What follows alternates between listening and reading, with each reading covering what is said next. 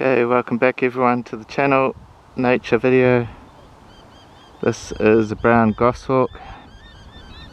I'm standing about 50 meters away. It's both a very common raptor but also a very cryptic raptor. So you see them all the time, but they don't like you getting close for a photo. Sorry I didn't bring my tripod, so I'm just doing the handheld camera, shaking all over the place.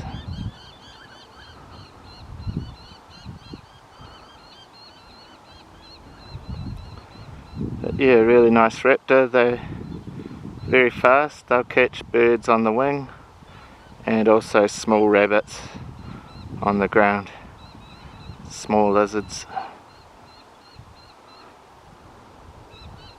So yeah, not as big as an eagle, but they're still a very powerful raptor.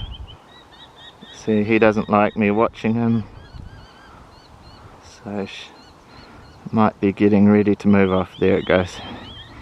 That was from 50 meters away, 60 meters away. Okay, God bless you everyone. I'll catch you later. Bye bye.